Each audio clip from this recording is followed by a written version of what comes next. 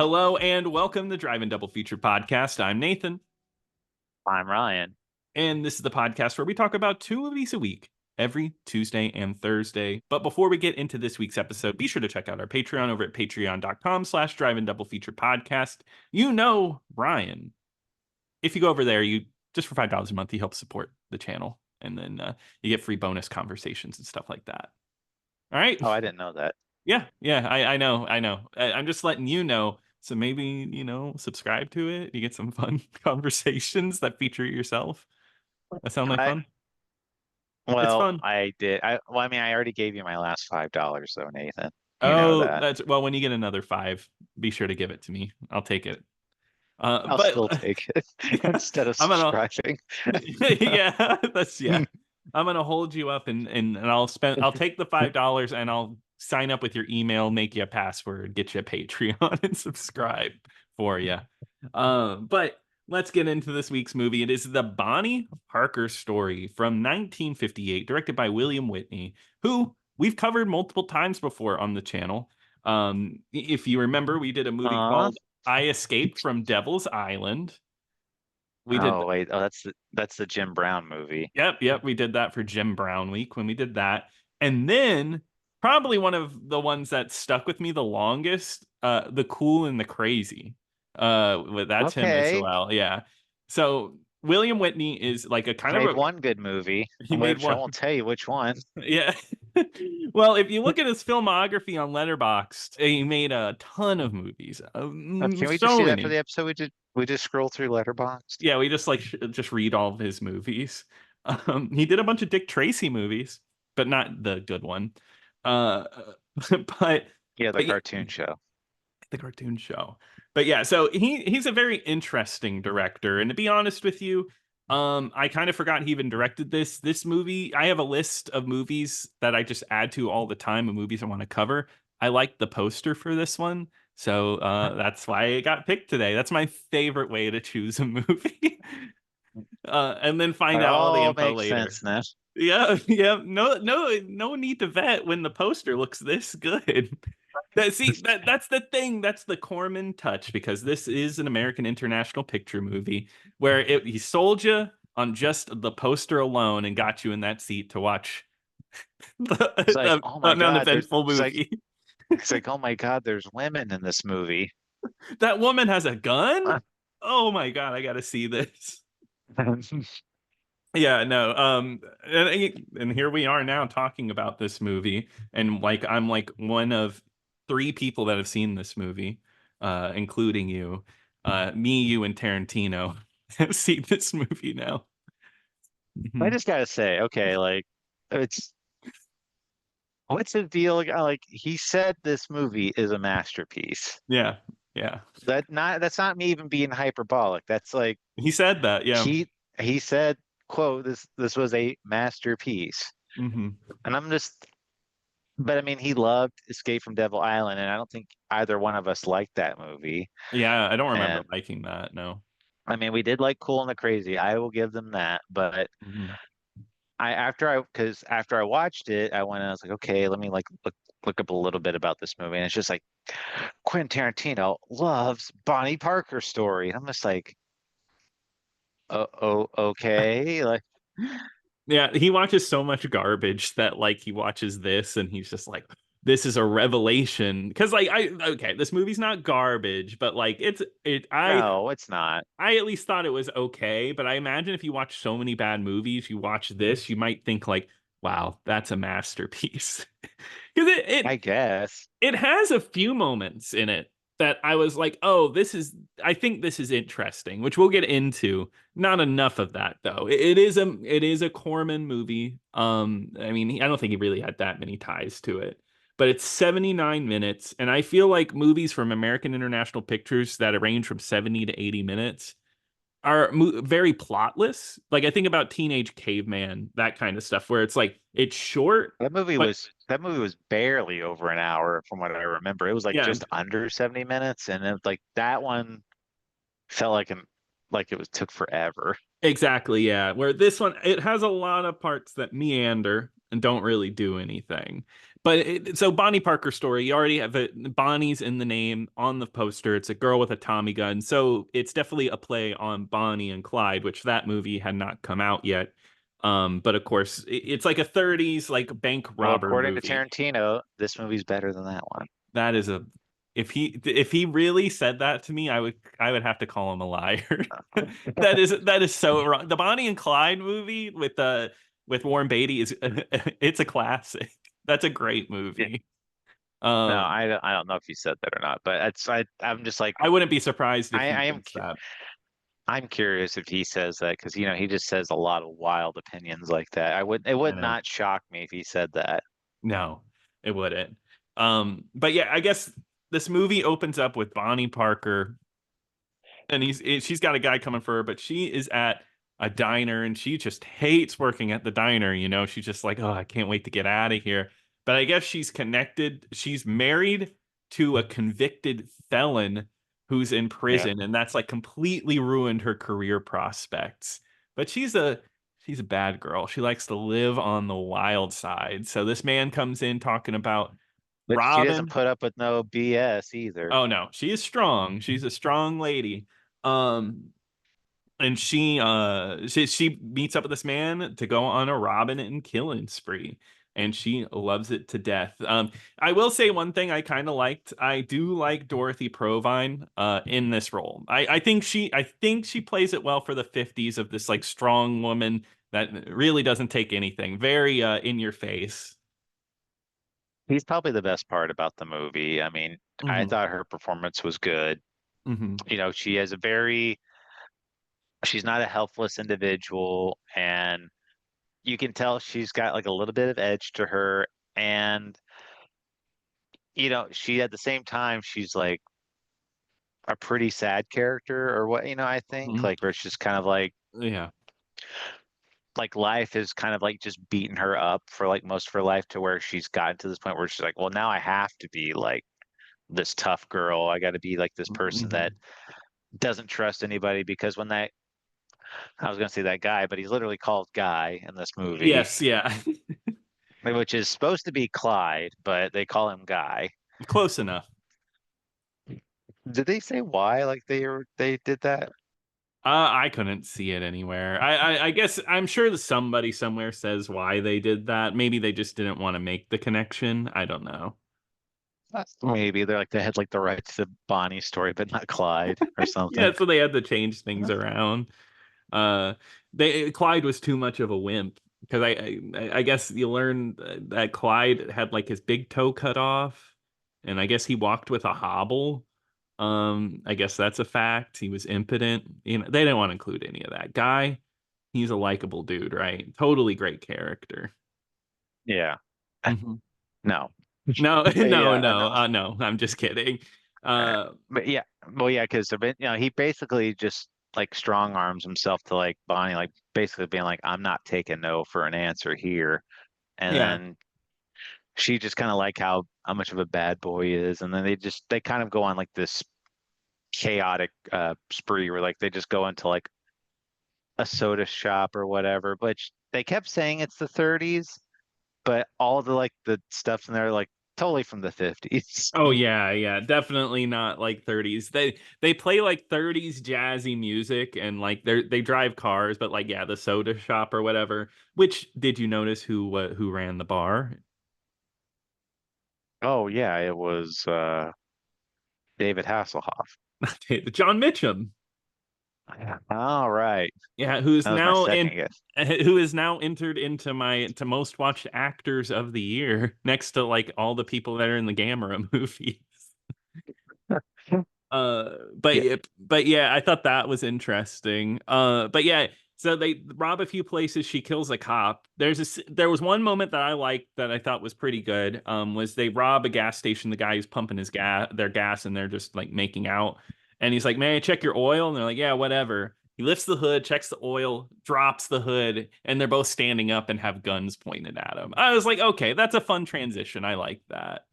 Yeah, I Um, remember that part as well. I thought that was pretty clever. Yeah, that and then like right after that, they kill the cop, and the way the movie's edited is the next scene, the cops are surrounding a car. and they're like, oh, we're gonna we've got them now, we've got them pinned up, and it's kind of got you thinking like, oh, they've caught them. No, it's just like two teenagers kissing in a car that the cops are surrounding them, and then Bonnie and Clyde drive right past them. I thought that was another funny editing bit. See, there's a little glimmers of some creativity because like I feel like I've seen plenty of movies that this would be done so dry. There wouldn't even be any moments like that. Yeah, I do like some of the more bits like that, but I still feel it's a pretty dry movie. It's I not yeah. like it's not anything that's like chock full, like, oh, I was so entertained with this. But because I feel like a lot of this stuff it's like shot very plainly and just Mhm. like a lot of stagnant shots of them. In the Like I car. just didn't think it, yeah, I just didn't think it was filmed like in a very dynamic way. Yeah, like okay, so it does have those moments, but yes, you're right. There is a lot of downtime in this movie. Because they get a farmhouse at one point. That's like a year later. Also, weird that there's a narrator all the time, right? The whole movie, Oh yeah. Oklahoma City, May 3rd, 1931, or Like just as if like people can't read that. yeah, so and that happens a lot. Like there's a lot of titles like that. But yeah, they go to a farmhouse and then they get like this big they obviously hate each other at this point because it's so boring. But then a plot comes in to rob a bank. And the only way to do it, Bonnie says it, is breaking out her husband from jail, which I thought that was at least a funny interaction, right? Because guys like why would we do that? Yeah. I don't think we I need didn't your understand that. husband. It's like I was like I don't really think this guy's really bringing anything to the table. No, But he didn't bring anything except for just like some sexual tension, I guess. yeah, that's it. Just the movie wasn't interesting enough, so they're like, we have to have a love triangle. Yeah, of course. And like that's like it was really racy for 58, like that scene where they're in the same room together. And I think he says like, I want in. Like the a husband, because she's not giving him any.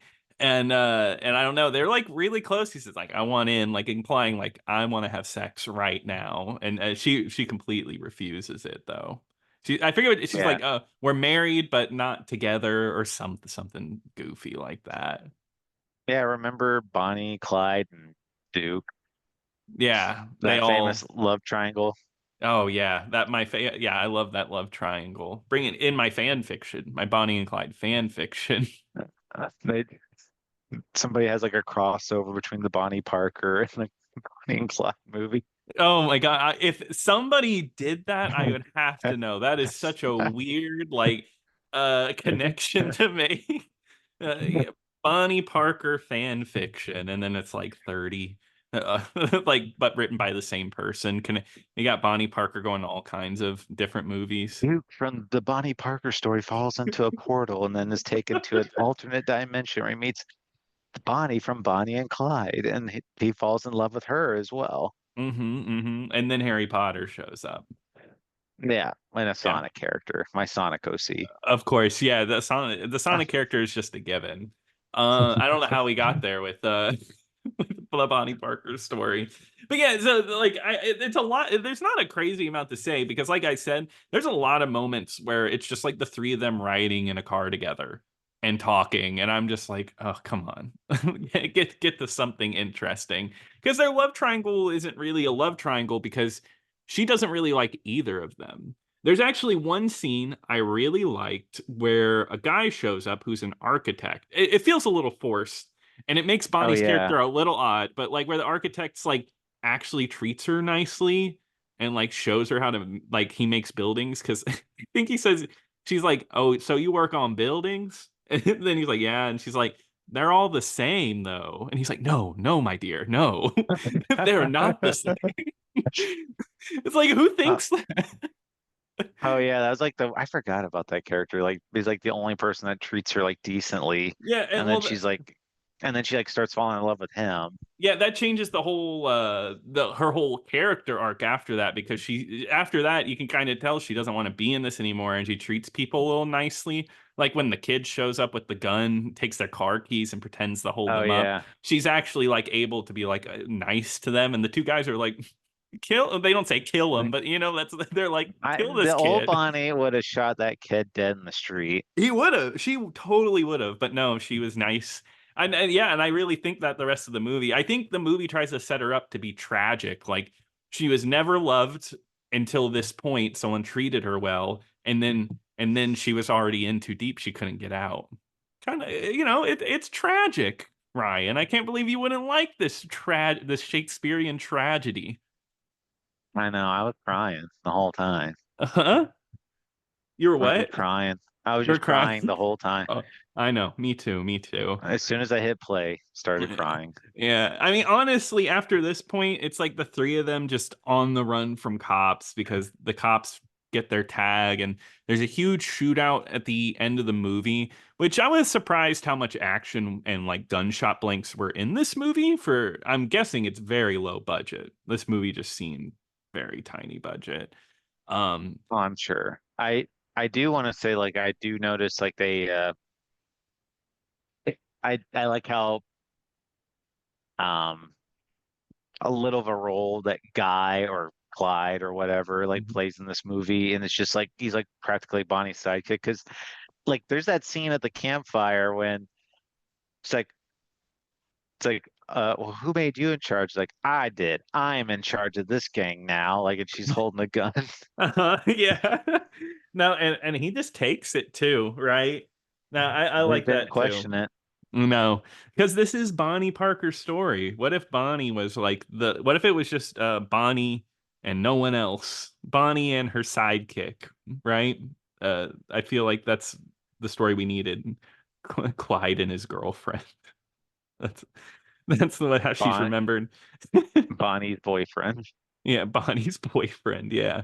That's how he's credited too. Um, That'd be really funny. that would be funny. Uh, Bonnie's boyfriend, Bonnie's husband. yeah.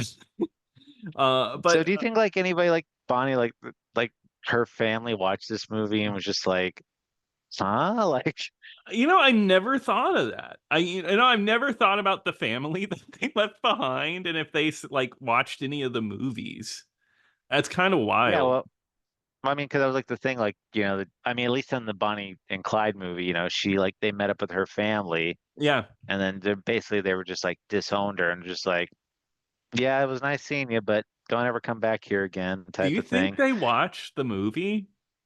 Maybe not this one, but do you think they watched the other one if they lived long enough?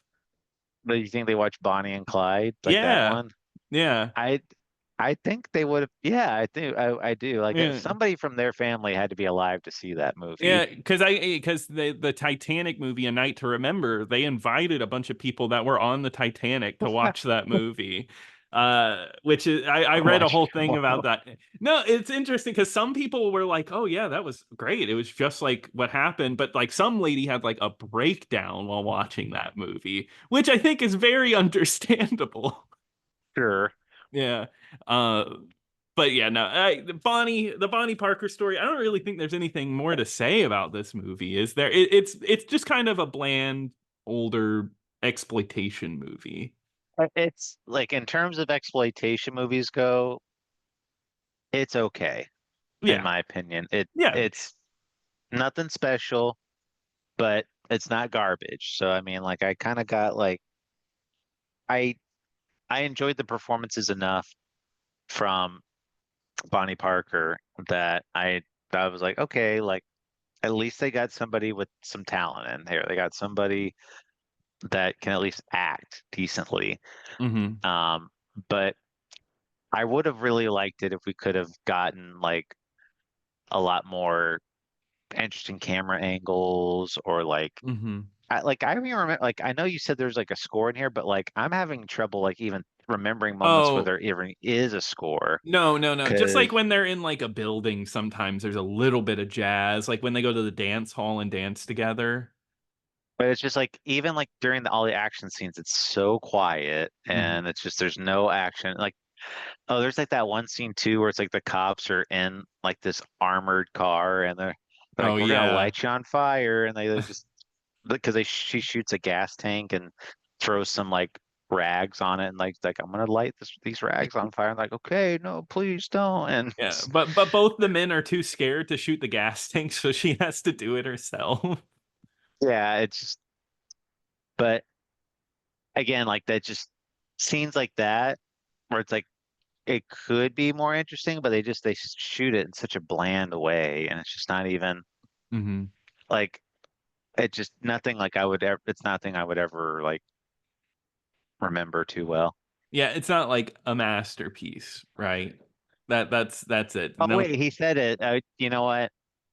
Masterpiece right there. Uh, Mhm. totally 100% recommend. Quentin Tarantino said it's a masterpiece. So it must be. I so it must be.